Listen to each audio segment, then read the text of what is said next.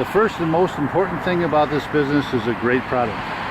Not all products are created equal, and today you're going to see a product that is one of a more challenging state that will give you an idea of what needs to be done at every property.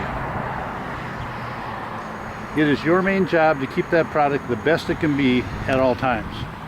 Think Target, think Mall of America. Anytime you're there, it's always clean.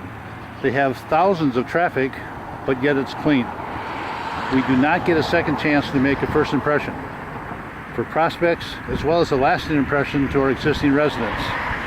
So let's talk about some of those first impressions, including outside the buildings and grounds, inside common areas and amenities, and the apartments themselves.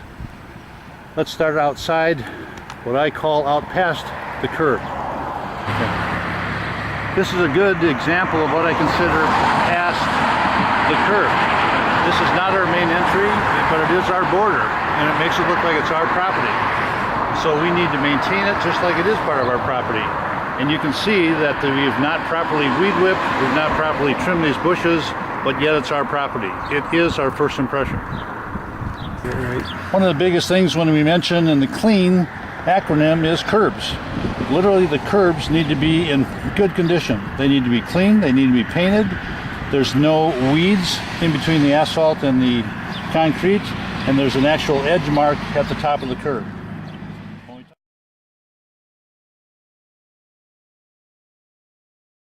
Whenever possible, you should be also sweeping the curb area, keeping it free of all the litter that you're seeing here. When we started this video, we talked about the clean and first impressions. First impressions can be what people see, smell, even taste and feel. Here's a good example of what people would feel. This is at the front entry, and they could be hitting that pothole every day. So they feel that pothole. How does that make you feel for an entry into your property? Areas like this that do not have mulch or wood chip or rock need to have it and need to be taken care of. We need to kill the weeds, number one. We also need to apply the wood chips in this area, number two. This may not be on your job description, may not be your responsibility, but I say it's your responsibility to make sure that it goes to the manager, write up a work order so it does get taken care of, because it is part of your building, part of your job.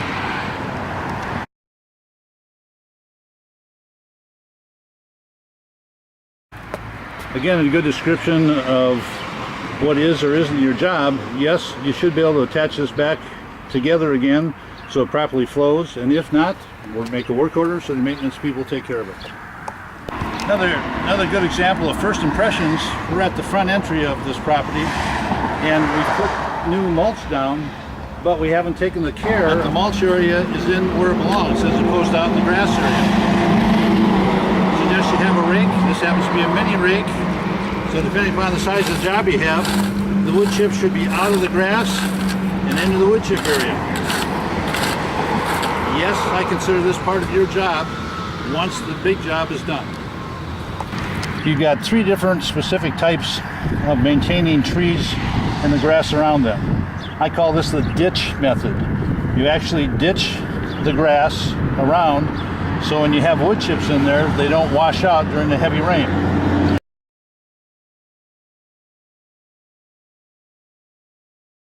That's one method. The second is to have an actual rubber edge. In some cases you have steel edges, etc. Make sure that the edge is above ground and actually trimmed accordingly. Also pay attention to the detail of the individual shrubs. Trim out what's dead.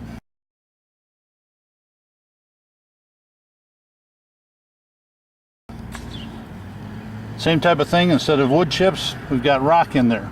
But again, neat, clean, trim to the edges.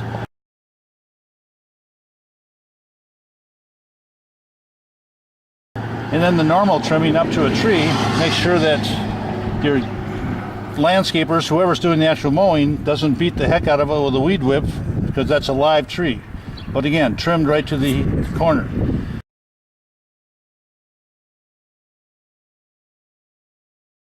And then you have a tree similar to what this photograph is, as well as where we're standing right now. We should be able to rake underneath it and get rid of the pine cones, smooth out some of the rough edges, and make it the best it can be, but for sure, trim the tall grass with the weed whip.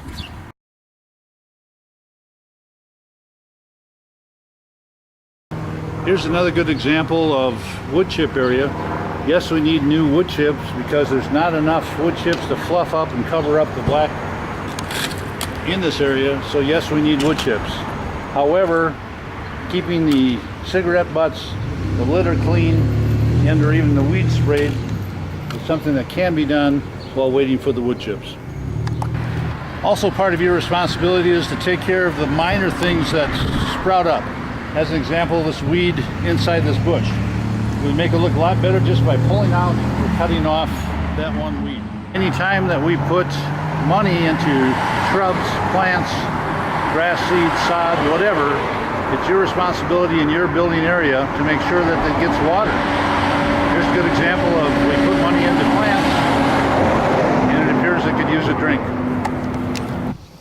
Again, out past the curbs, as we mentioned, it needs the attention. The landscaper needs the attention of trimming the weeds under these fence areas, as well as the litter tends to circulate back here, especially around the trash areas. It has to be picked up on a daily basis, so it makes it look like it's neat and clean at all times. Tom's going to describe a couple of things that make a difference. 5-gallon bucket. There's hundreds of them at every property. They get thrown away all the time from paint. They're an excellent item for filling your trash up, whether it's in the parking lot, whether it's in the flower beds, whether it's on the grounds themselves. This is what we call the Nifty Nabber. It's a 36-inch device, and you'll notice I am using my cut resistance gloves. Aaron, if you'll pan over here, we see things like broken glass. Broken glass should never be picked up by hand. You can either get a rake, you can get a lobby broom and a lobby pan, or you can just use the Nifty Nabber to pick up anything you need and dispose of it accordingly.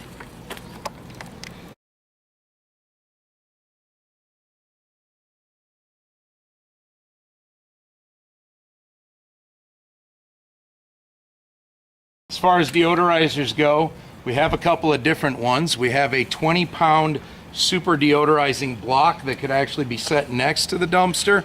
We also have what's called Dumpster D. It's an absorbent that you can sprinkle into the dumpsters to eliminate any unpleasant smells. They also have citronella in them to prevent any flies or insects from gathering in that area. A lot of these dumpsters, you could have your management check with the vendor, because a lot of times when they get really bad, the vendors will swap out dumpsters and no additional charge.